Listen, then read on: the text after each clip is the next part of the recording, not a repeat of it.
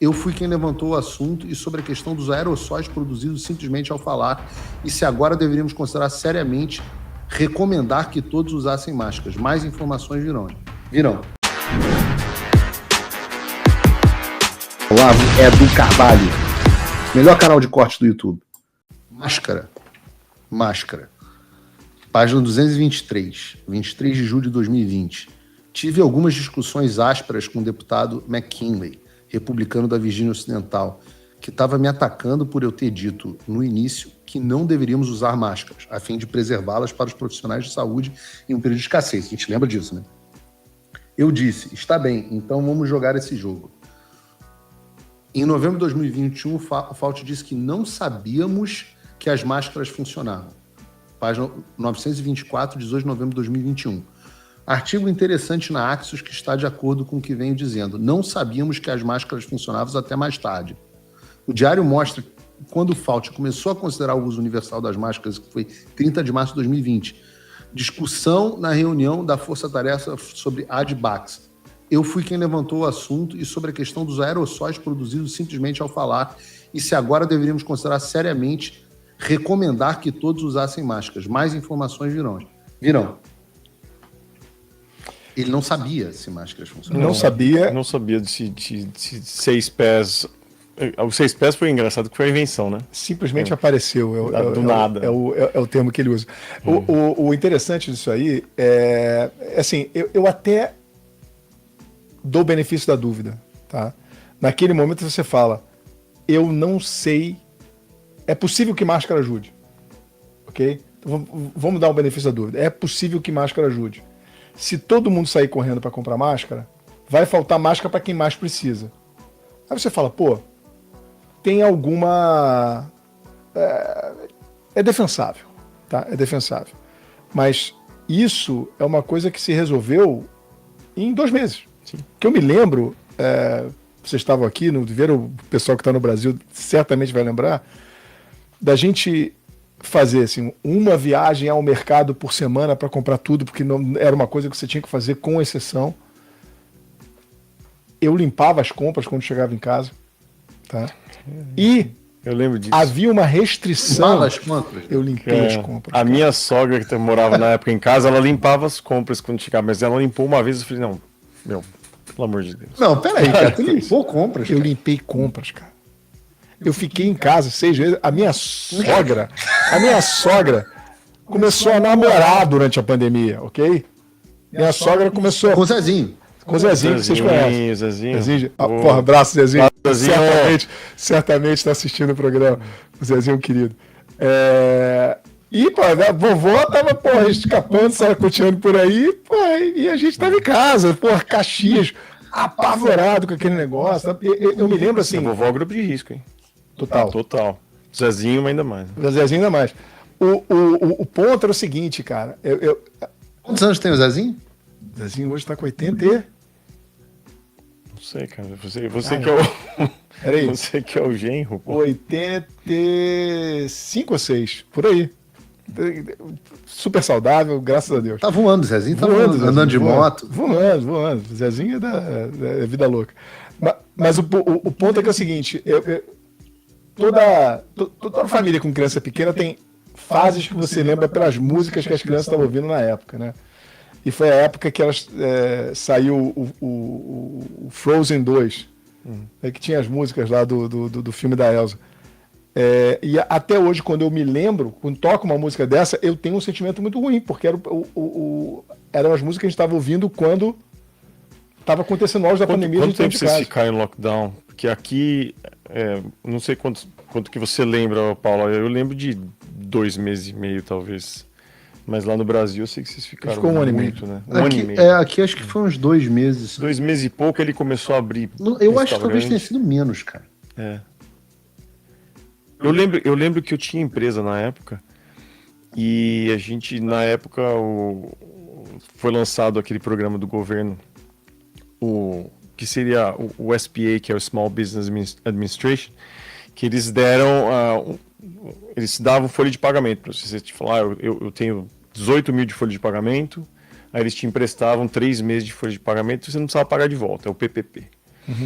E eu lembro que a gente pegou esse empréstimo, mas assim, de verdade a gente ficou 1 mês e meio sem vender. Em 2 meses e pouco estava de volta, e lógico, não estava de volta a 100%, mas rapidamente aí os restaurantes abriram em 3 fases, mas cada fase era 1 semana e meia ou 2 da outra.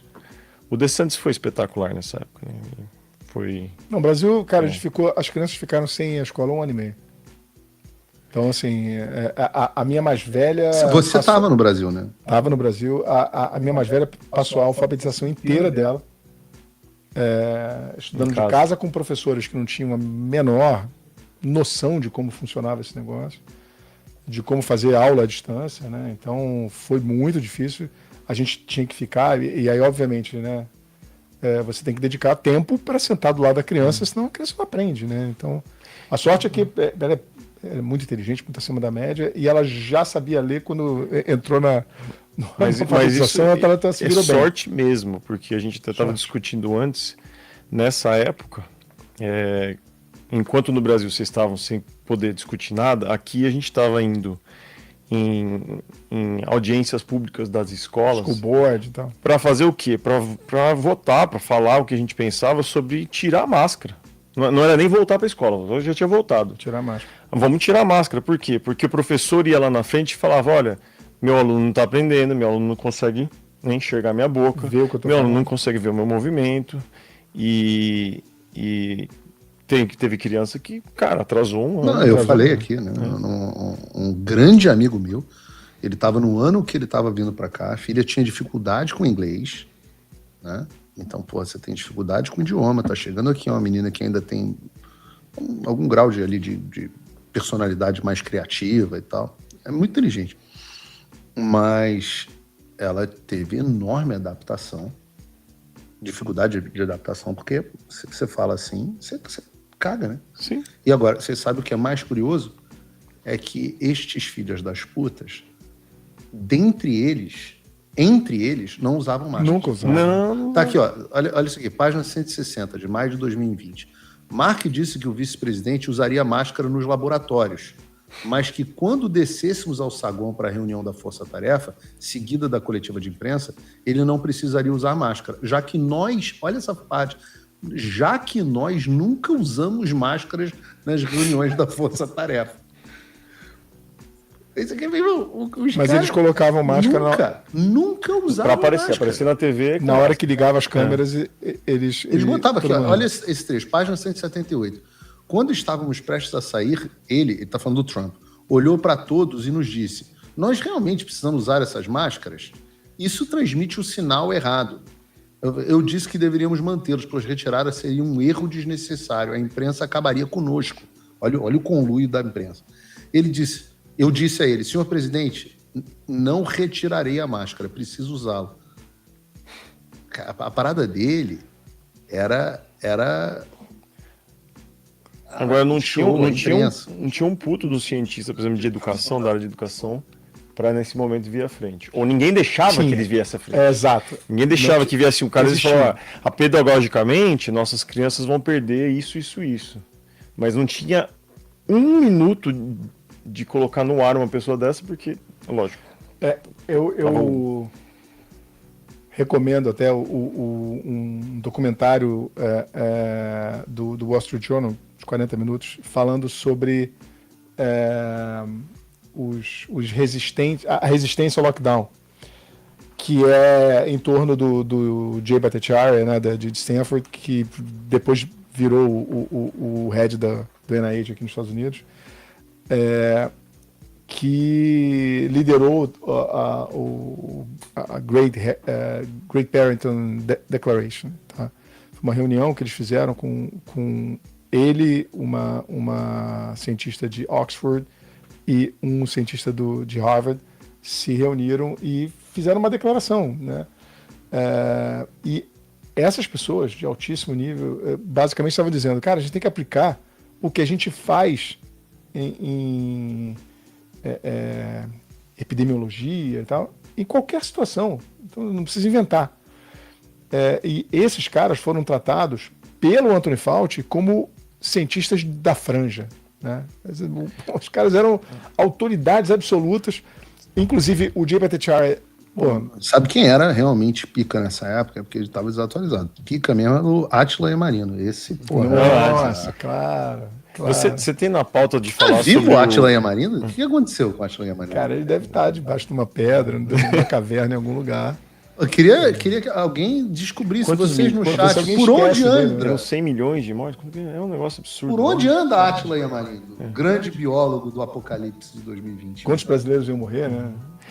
O Trump voltou. Isso já deve ter tirado um peso das suas costas. Mas e o Brasil? O nosso país continua atolado e achar que só a vitória do Trump vai resolver tudo é ilusão. Nada vai mudar sozinho. E pode ter certeza de uma coisa: ficar xingando muito nas redes sociais não vai fazer diferença nenhuma. Você vai continuar esperando alguém fazer alguma coisa por você? Um político? Um salvador da pátria? Esquece. Se ninguém tomar uma atitude, nada acontece. Eu tô fazendo a minha parte. Eu parei a minha vida por isso. Mas, se você quer saber como pode ajudar sem precisar largar tudo, a resposta é simples: apoiando quem está na linha de frente. Sem esse apoio, sem essa linha de suprimento, esse trabalho morre. Sem estrutura, ninguém avança. Então acessa www.paulofigueiredoshow.com/apoie e com $5 por mês você pode fazer parte disso. Se puder mais, eu recomendo, seja um patrono Gold e participe ativamente no grupo que me ajuda a pautar esse debate. O que vai definir o futuro é quem faz e não quem reclama. A escolha é sua.